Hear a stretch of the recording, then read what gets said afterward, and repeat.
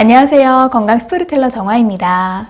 여러분, 생명체가 살아가기 위한 기본적인 몸의 기능을 가능하게 해주고 또 많은 환우님들께 치유의 근간이 되는 건 무엇일까 혹시 고민해 보신 적 있으신가요? 지금 여러분들이 보시는 것처럼 제가 이렇게 움직이고 말하고 활동하는 걸 가능하게 해주는 건 단연 신진대사 덕분입니다.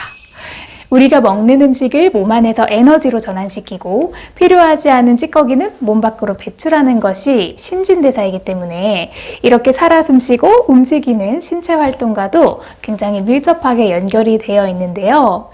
많은 환우님들의 고민이 저는 평소에 잘 소화가 잘 안 돼요. 설사를 해요. 혹은 면역이 좀 떨어져서 그런데 어떤 걸 먹어야 할까요?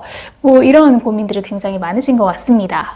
신진대사의 작용이 저하되는 신진대사 저하 증상이 나타나면 평소 피로감이 늘어난다던가 혹은 작은 두통이 생긴다던가 위에 말씀드린 것처럼 환우님들의 면역이 떨어지는 몸의 반응을 직접 느끼실 수 있는데요. 이런 것들이 잘 관리가 안 된다면 당연히 치유의 과정이 힘들게 느껴질 수밖에 없겠죠.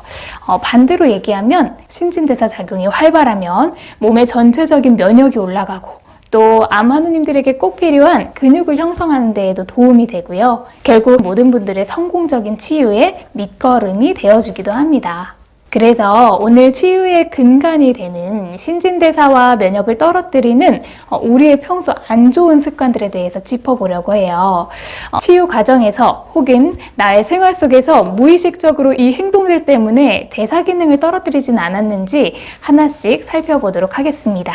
네, 첫 번째 신진대사 기능을 떨어뜨리는 습관 중에 하나는요, 단백질을 충분히 먹지 않는 것입니다. 이 단백질은 근육을 만드는 데 꼭 필요한 요소라는 거 다 알고 계시죠? 이런 단백질 섭취를 하지 않고 무조건 채식 위주로 드시는 분들이 간혹 계시는데요. 혹은 반대로 이렇게 말씀하시는 분들도 계세요. 단백질을 먹으려면 고기를 먹어야 하는데 이 고기에는 지방도 있고 불포화 지방산이 많아서 암세포가 더 커질 수도 있다던데요? 라는 질문을 해주시는데 완전히 틀린 말은 아닙니다. 다만 건강한 단백질을 드시는 게 가장 중요한 부분인 거고요. 예를 들면 항생제가 들어가지 않은 계란을 드신다던가 혹은 고등어와 같이 등푸른 생선 또 육고기라고 한다면 유일한 불포화 지방산이자 또 알칼리성 식품으로 알려져 있는 오리고기가 그에 해당되겠죠. 우리의 몸은 탄수화물과 지방보다 단백질을 소화분해시키는 데 많은 노력이 필요합니다. 그래서 단백질을 섭취했을 때 소화하기까지 대사작용이 강하고 빠르게 일어나기 때문에 탄수화물이나 지방 섭취 때보다 이 식이성 열발생과 칼로리 소모율도 훨씬 높게 나타나죠. 그래서 내부 체온이 낮거나 몸이 냉하다라는 증상으로 면역 하락이 있으신 분들은 단백질을 충분히 드시는 것이 도움이 될 수 있습니다. 네, 두 번째 신진대사를 떨어뜨리는 습관은요, 물을 충분히 드시지 않는 습관입니다. 물을 많이 마셔라 라는 건 정말 많은 전문가들이 권유하는 습관인데요. 물을 많이 마시면 혈액순환과 체액의 순환이 원활해지면서 신진대사가 활발해집니다. 혈액순환이 제대로 되지 않는 것만으로도 이 면역력을 급격하게 하락시키기도 하는데요. 우리가 흔히 온열요법이라고 하는 것도 몸을 따뜻하게 유지시켜서 혈액순환을 원활하게 하면서 면역을 올리는 거잖아요. 이 온열요법과 원리는 비슷하다고 보셔도 될 것 같아요. 한 연구에 따르면 이 체내의 수분이 약간만 부족해지더라도 체내의 대사작용을 3% 느려지게 하는 것으로 나타났습니다. 같은 연구에서는요, 반대로 식사 전에 물을 몇 잔만 마시면 대사율이 약 30% 정도 증가하는 것으로도 나타났습니다. 그래서 이런 연구 결과들을 참고하셔서 상황에 맞게 물을 섭취하시면 면역력 향상에 도움을 받으실 수 있겠죠. 다만 이 물을 마실 때 좋지 않은 습관이 또 있는데요.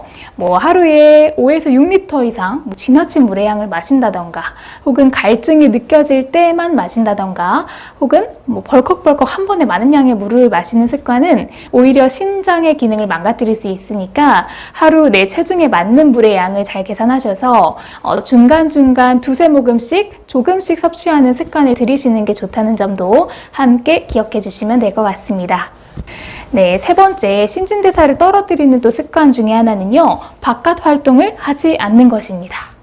네, 우리 몸은 햇볕을 쬐면 비타민 D의 합성이 일어나게 되는데요. 비타민 D는 비타민 C 같은 영양소와는 달리 체내에서 자체 생성이 가능한 유일한 영양소로 이 연구가들 또한 아직까지 갑론을박이 펼쳐지고 있지만 보충제로 섭취하는 것보다 광합성을 통해서 체내 생산하는 것이 가장 좋은 것으로 알려져 있습니다.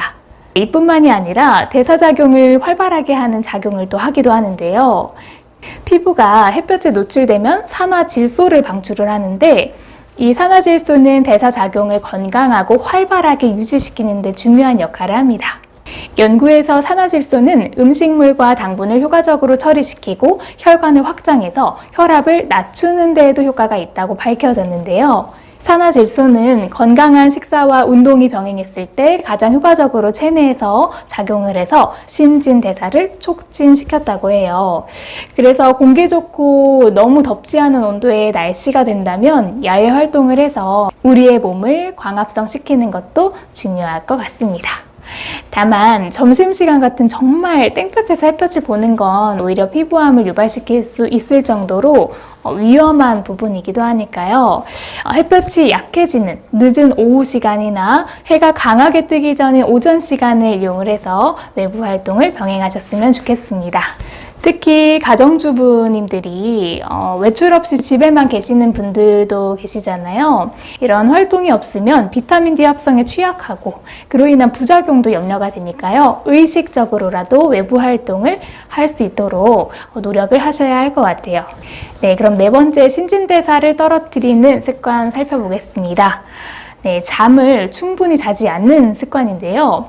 수면 부족은 만병의 근원이라고 말합니다. 잠자는 동안 우리의 몸은 회복할 시간을 갖게 되고 면역을 활성화하는 시간을 가지게 되는데요. 몸이 으슬으슬할 때 따뜻한 차 한 잔 마시고 푹 자고 나면 몸이 좀 가뿐하게 느껴지잖아요.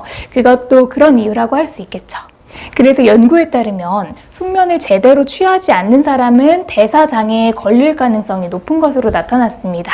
뿐만 아니라 이 스트레스 반응을 나타내는 혈압, 심장박동, 그리고 갑상선 호르몬의 증가와 같이 이런 위험성이 따르기 때문에 하루에 못해도 7시간에서 8시간은 주무시는 게 좋다고 하네요. 만약에 밤에 잠이 잘 오지 않으시면 중간중간 낮잠을 조금씩 주무시더라도 적정한 수면 시간을 채우는 것이 우리 몸의 면역을 올리는 중요한 습관입니다. 네, 마지막으로 신진대사를 떨어뜨리는 건 근력 운동을 하지 않는 습관이라고 하는데요. 우리가 대사활동을 할 때 모든 움직임은 근육을 통해서 진행이 되는데 단순히 팔에 알통이 생기고 배에 왕자가 생기는 그런 근육을 떠나서 우리 몸의 모든 움직임 자체가 근육의 활동이라고 봐도 과언이 아닙니다.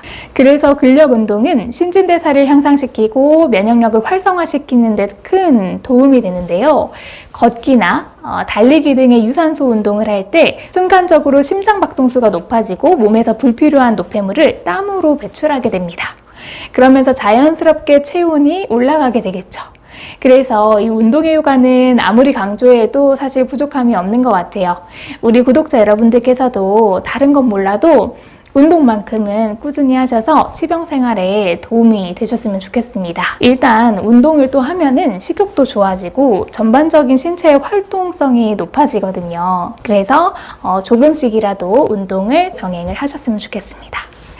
자, 오늘은 이렇게 해서 몸의 면역을 떨어뜨리고 대사작용을 낮추는 나쁜 습관에 대해서 알아봤는데요. 위에 말씀드렸던 나쁜 습관들은 오늘부터라도 하루빨리 버리시고 더 나은 내일을 위해서 활기찬 생활을 하셨으면 좋겠습니다. 오늘도 시청해주셔서 감사합니다. 항상 건강하세요.